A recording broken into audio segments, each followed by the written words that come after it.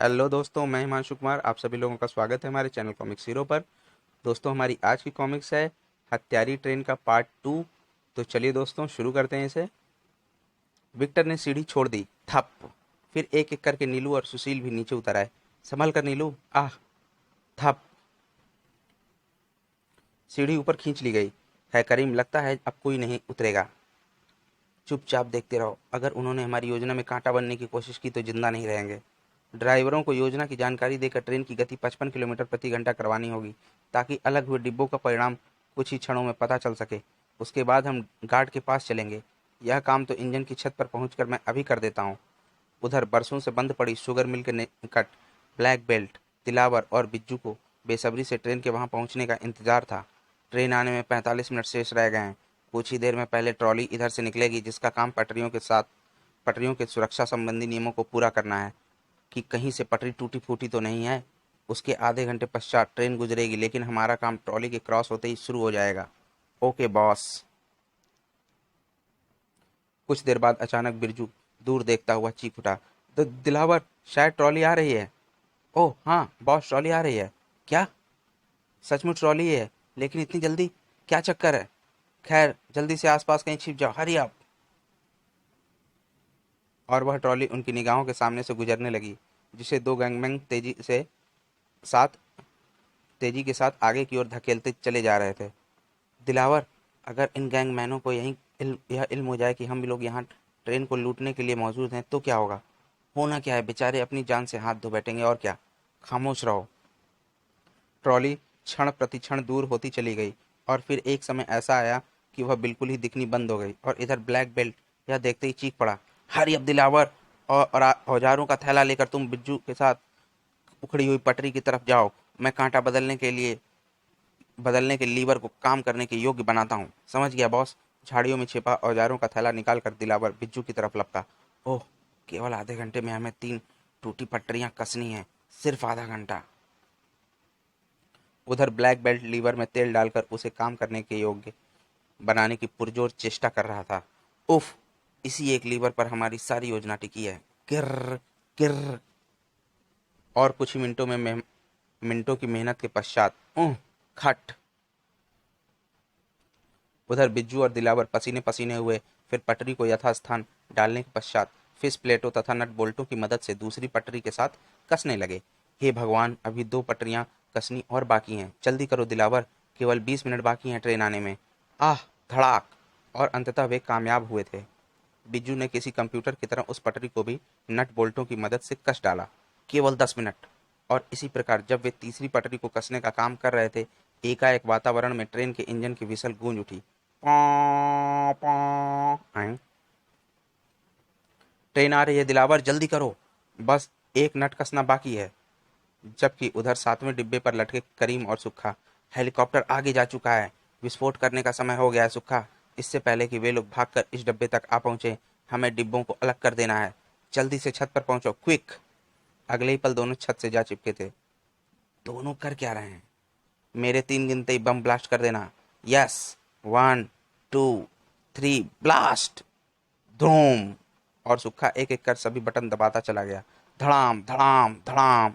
बम के धमाकों का शोर ट्रेन की आवाज में खोकर रह गया। और विस्फोटों के पश्चात अब ट्रेन की स्थिति यह थी। मेरा दिल घबरा रहा है करीम। अगर बम इसी डिब्बे के नीचे हुआ तो? गति कम होते ही धड़ धड़ धड़ धड़ धड़ धड़ धड़ धड़ धड़ धड़ धड़ धड़। अब इस समय यह सब सोचने का कोई फायदा नहीं। मत सोचो, जितना सोचोगे उतनी ही बार मरोगे। यह क्या हो रहा है?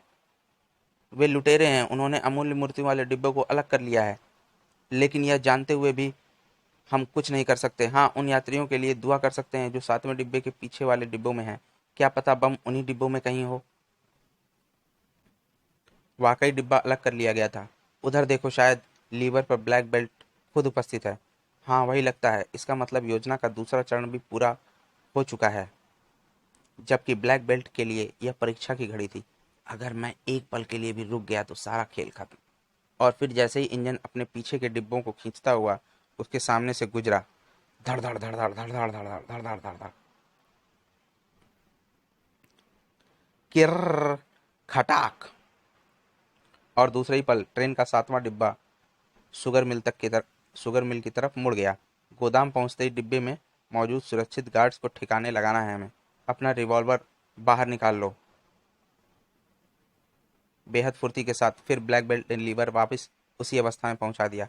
परिणाम स्वरूप पीछे वाले डिब्बे भी पहले 6 यात्री के डिब्बे के पीछे ही धड़ धड़ धड़ धड़ धड़ धड़ धड़ धड़ धड़धड़ाते हुए उसके सामने से निकल गए।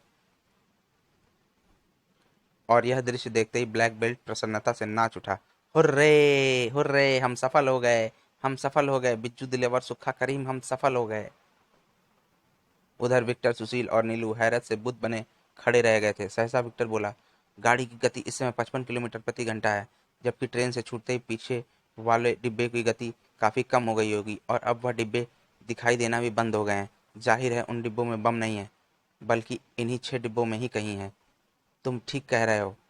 और फिर हम उन और फिलहाल हम उन लुटेरों के खिलाफ कोई एक्शन लेने की स्थिति में भी नहीं है। हम जिस मकसद से यहाँ उतरे हैं वो हमें पूरा करना ही होगा। तुम दोनों तैयार हो ना? अब हमें यात्रियों के डिब्बों के भीतर जाना है। यस। फिर तीनों एक एक करके सीढ़ी वाले रास्ते से डिब्बे में प्रवेश कर गए और फिर भीतर। हमने आप लोगों को हेलीकॉप्टर से उतरते देखा था, लेकिन आप लोग हमारी मदद किस प्रकार करेंगे? आप सब लोग सुने, हमने ट्रेन का एक एक डिब्बा अलग करने का निर्णय लिया है। आप सब लोग इस कंपार्टमेंट से चले जाएं। हम लोग बारूदी छड़े लगाकर डिब्बा अलग करेंगे।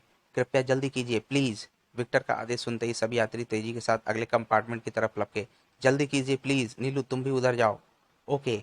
यात्रियों के जाने के बाद सुशील, अब डायनामाइट छड़ें फिट करनी है। मैं तैयार हूँ। विक्की, अगर पीछे छूटे उन डिब्बों में बम हुआ तो हमारी ये मेहनत बेकार ही जाएगी। तुम्हारी बात किसी हद तक तो ठीक है, लेकिन फिर भी रिस्क नहीं लिया जा सकता। फिर ट्रेन के उस डिब्बे के भीतर पहुंचकर मैं विस्फोट कर रहा हूँ विक्टर। ओके। और विस्फोट कैसे करने हैं इस बात की जानकारी वे पहले ही ले चुके थे। अगले ही पल धड़ाम, वह डिब्बा पीछे छूट रहा है। हमें उस पर दूर तक निगाहें रखनी होंगी। भगवान करे बम उसी डिब्बे में फिट हो। कुछ ही दूरी तक पहुंचकर उसकी गति में यकीनन ही अंतर आ जाएगा। लेकिन उस समय उनकी आंखों में निराशा के बादल मंडराने लगे जब वह कंपार्टमेंट क्षतिग्रस्त नहीं हुआ। विक्की हैं, अब हमें इस डिब्बे को भी खाली करना होगा। इसका मतलब कि उस डिब्बे में बम नहीं था। यह सुनते ही आतंक से मरा जा रहा था एक व्यक्ति चीख उठा। कब तक, आखिर कब तक हम एक डिब्बे से दूसरे डिब्बे तक भागते रहेंगे? तीसरे कंपार्टमेंट में जो भयानक आग लगी हुई है उसका क्या होगा? अगर बम उस डिब्बे में पर तक पहुंचने पर भी नहीं मिला तो हम आगे कैसे जाएंगे? इसका इंतजाम भी है हमारे पास। हम फायर प्रूफ पोशाकें लेकर आए हैं, जिन्हें बदल बदल कर पहनकर हम एक एक करके आप सबको अगले डिब्बे में भेजा जाएगा। और आप लोग इस डिब्बे को भी खाली कर दीजिए। नीलू तुम इन्हें लेकर चौथे डिब्बे की तरफ जाओ और कोशिश करो कि हमारे वहां पहुंचने तक तुम इनमें से कई यात्रियों को फायर प्रूफ पोशाकों या कंबलों इत्यादि के जरिए दूसरे सुरक्षित कंपार्टमेंट में भेज सको। अचानक धर्मचंद कुछ सोचता हुआ चीख उठा, 1 मिनट, मेरे दिमाग में अभी अभी एक बात आई है। वाह क्या? ट्रेन के प्रत्येक डिब्बे में काफी मात्रा में पानी होता है। अगर हम आग लगे डिब्बे को वॉश बेसिन तथा संडास के जल निकासी के छिद्र बंद करके पानी चला दें तो फर्श पर फैली आग से छुटकारा पाया जा सकता है। विचार बुरा नहीं है जनाब। उसके बाद फिर ऐसा ही किया गया। कुछ ही देर में पानी फर्श पर बहने लगा। देखा, हमारे जाने के लिए रास्ता बन गया, चाहे संकरा ही सही। उधर विक्टर तथा सुशील ने उस कंपार्टमेंट को भी विस्फोट के जरिए ट्रेन से अलग कर दिया, लेकिन बम उस डिब्बे में भी नहीं है।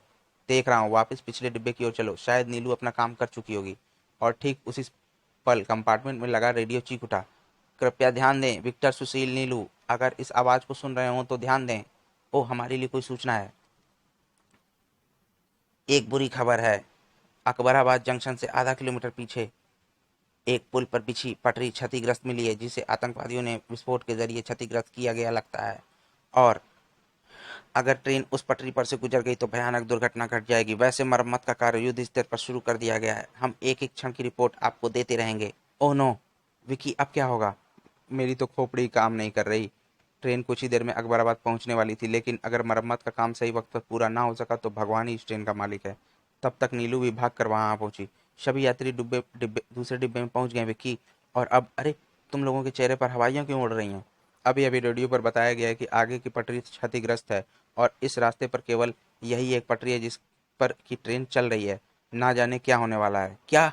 मेरी राय में हमें यहाँ समय बर्बाद ना करके एक साथ तीसरे चौथे डिब्बे को अलग कर देना चाहिए। क्या पता इन दोनों डिब्बों में से ही किसी एक डिब्बे में बम फिट हो। अगर ऐसा हुआ तो हम ट्रेन को उस स्पॉट तक पहुंचने से पूर्व भी रोक सकते हैं। जल्दी मेरे साथ आओ, समय बहुत कम है। फिर तीनों फायर प्रूफ पोशाकें पहनकर भभकती आग में प्रवेश कर गए। स्पीडो बम अगर इसी डिब्बे में हुआ तो कहीं आग की गर्मी पाकर वह फट ना जाए। उसके बाद उन दोनों डिब्बों को भी विस्फोट कर के अलग किया गया। धुड़ूम। लेकिन बम उन डिब्बों में भी नहीं निकला। उन डिब्बों में बम नहीं था। उफ। आगे पटरी टूटी हुई है। मुझे नहीं लगता वे लोग पटरी को जोड़ लेंगे। और इसलिए नहीं लगता क्योंकि हम सबकी चिताएं इसी ट्रेन में जलनी तय हैं। आगे कुआं तो पीछे खाई है। तुम बेकार ही डर रहे हो सकता है पटरी कुछ ही स्थान पर क्षतिग्रस्त हुई हो जिसे ठीक कर लिया गया हो। नहीं नहीं, यह हत्यारी ट्रेन है। यह सबकी मौत बनकर रहेगी। कोई नहीं बचेगा। लेकिन मैं मरना नहीं चाहता। मैं ट्रेन से कूदकर अपनी जान बचा लूंगा। हा हा हा हा। ओह नहीं, रुक जाओ। मैं मरना नहीं चाहता। और अगले ही पल वह ट्रेन से नीचे कूद गया। आई। उफ। हे भगवान। वह खत्म हो गया। इसी तरह एक एक करके हम सब भी खत्म हो जाएंगे। नहीं। अब इस पॉइंट पर हम सबकी मौत निश्चित है। गाड़ी टूटी पटरी से गुजर नहीं सकेगी और दुर्घटनाग्रस्त दुर्घटना होगी ही होगी। उफ भगवान, क्या इतनी भयानक मौत मिलेगी हमें? नहीं नहीं। सहसा एक चीख उठा। तुम सब बेवकूफ हो, दिमाग खराब हो गया है तुम सबका। अरे यह क्यों नहीं सोचते कि जब दोनों तरफ हर हाल में मौत हमारी राह देख रही है तो क्यों ना एक जबरदस्त रिस्क ले ही लिया जाए। कहना क्या चाहते हैं आप? यही कि अगर क्षतिग्रस्त पटरी से गाड़ी को गुजरना ही पड़े तो उससे पहले ही हम ट्रेन को रोक क्यों ना लें। भले ही फिर बम फट क्यों ना जाए। हो सकता है इसी में हम सबकी जान बच जाए। यह सुनते ही सभी यात्री स्वर मिलाकर चीख पड़े। हाँ हाँ, ऐसा ही करो, ऐसा ही करो। तुम्हारा क्या विचार है सुशील? ऐसा ही करने में लाभ नजर आता है। क्या पता गाड़ी में बम रखा ही ना गया हो। अभी विक्टर कुछ कह पाता कि तभी रेडियो पुनः चीख उठा। Hello Victor. सुशील, अब कुछ नहीं हो सकता। रेल कर्मचारियों ने वहां ट्रेन की विशल सुन ली है। पुल पर काम कर रहे कर्मचारी काम छोड़कर अपनी अपनी जान बचाने के लिए भाग गए हैं। ट्रेन पुल पर गई तो दुर्घटना को किसी भी सूरत में नहीं रोका जा सकता। अब एक ही रास्ता है, ट्रेन रुकवा दो। हम्म। यह सुनते ही विक्टर फुर्ती से इंजन की ओर भागा। ड्राइवर को सूचित करना होगा। और फिर इंजन में पहुंचते ही विक्टर चिल्लाया, मजहर, ट्रेन रोक दो मजहर, हरी अप, पुल करीब आ रहा है। और मजहर शायद इसी पल की प्रतीक्षा में था। उसने बला किसी तेजी के साथ तुरंत ब्रेक लीवर नीचे खींच दिया। किर्र। जबकि ट्रेन के भीतर, या अल्लाह मदद कर, वाहेगुरु तू ही सबका रखा, हे ईश्वर कृपा करो। यात्रियों के दिलों की धड़कन बढ़ गई। मौत के भय से कई चेहरे हल्दी की तरह पीले पड़ गए। जिस्म थर थर कांप उठे थे। प्रत्येक व्यक्ति के होठों पर इस वक्त ईश्वर का ही नाम था। और ट्रेन धीरे होती होती अंततः ठीक दुर्घटना स्थल के निकट पहुंचकर रुक गई। शू। और इस एहसास से कि ट्रेन रुक गई है और बम भी नहीं फटा है, सभी यात्रियों में खुशी की लहर दौड़ गई। प्रसन्नता के मारे सब नाचते गाते ट्रेन से नीचे कूदने लगे। हुर्रे, ट्रेन रुक गई, बम नहीं फटा। भगवान तेरा लाख लाख शुक्र है। यह तो चमत्कार हो गया। सचमुच चमत्कार ही है। सुशील और नीलू भी वहां आ पहुंचे। इसका मतलब कि बम इन डिब्बों में कहीं नहीं है। अगर बम यहाँ नहीं है तो फिर कहाँ है? उधर। अरे, यह डिब्बा कहाँ आकर रुक गया? दरवाजा खोल कर देखो। फिर जैसे ही दो सुरक्षा कर्मियों ने दरवाजा खोलकर स्थिति का जायजा लेना चाहा, धाएं धाएं। आई। गोलियां उनकी खोपड़ी तोड़ती हुई बाहर निकल गईं। दो गार्ड्स खिड़कियों से बाहर झांक रहे थे। धाएं धाएं धाएं। आई आई। आह। हा हा हा हा, यह सारा खजाना हमारा है। हमारी योजना कामयाब हो गई, इसमें कोई शक नहीं है। लेकिन अब यहाँ अधिक देर रुकना खतरे से खाली नहीं। जल्दी से वह अमूल्य मूर्तियां डिब्बे से बाहर निकाल कर यह जगह छोड़ देनी चाहिए। बॉस ठीक कह रहे हैं। और उसके बाद गोली मारकर दरवाजे का ताला तोड़ा गया। फिर एकाएक सुक्खा को बम की याद हो आई। फिर अगले ही पल उस बम की तलाश में उसकी निगाहें पहिए के नजदीक जाकर चिपक गईं और अगले ही पल वह चौंक पड़ा। अरे यह क्या है? और सुक्खा उस वक्त वस्तु को हाथ में उठाकर उलट पुलट कर देखने लगा। लेकिन तभी करीम चीख पड़ा, ये कहीं स्पीडो बम तो नहीं है? फेंक दो इसे सुक्खा, जल्दी। क्या? स्पीडो बम का नाम सुनते ही सुक्खा ने बम को हड़बड़ी में ट्रेन के डिब्बे की तरफ ही उछाल दिया। और अगले ही पल एक भयानक विस्फोट के साथ मानो धरती हिल उठी। बड़ाम। उधर हवा में उड़ता एयरफोर्स का हेलीकॉप्टर पुल पर मंडराने लगा। विक्टर के संकेत देने पर वह नीचे उतरा। उसके बाद विक्टर इत्यादि उसमें सवार होकर उस स्थान की ओर उड़ चले जहां उन्होंने पहली बार लुटेरों को देखा था। घुर्र। और फिर एक जगह उन्हें बाकी डिब्बे सही सलामत खड़े नजर आए। इसका मतलब बम इन डिब्बों में नहीं था, सभी यात्री सकुशल हैं। और अब मुझे लग रहा है कि कहीं बम सातवें डिब्बे में तो नहीं था। और कुछ आगे बढ़ने पर अचानक सब चौंके। विक्की, वह देखो, नीचे उस तरफ शोले से लपकते दिखाई दे रहे हैं। हेलीकॉप्टर नीचे उस तरफ उतारो। और जब हेलीकॉप्टर उस स्थान पर नीचे उतारा गया, ओह माय गॉड, ये तो उस सातवें खजाने वाले डिब्बे के टुकड़े हैं और ये छितरी हुई लाशें। कहने की आवश्यकता नहीं है नीलू कि ये सभी लाशें उन्हीं लुटेरों की लाशें हैं जिन्होंने इन अमूल्य मूर्तियों को लूटने में सफलता हासिल की, लेकिन स्पीडो बम ने उनके मंसूबों पर पानी फेर दिया। लेकिन यह कैसे हो सकता है? बम का संबंध तो ट्रेन की गति से था, फिर यहाँ बम का फटना कुछ समझ में नहीं आता। मुझे लगता है गलत एडजस्टमेंट के कारण बम ट्रेन की गति कम होने पर फटने की जगह शायद डिब्बे के रुकने पर फटा।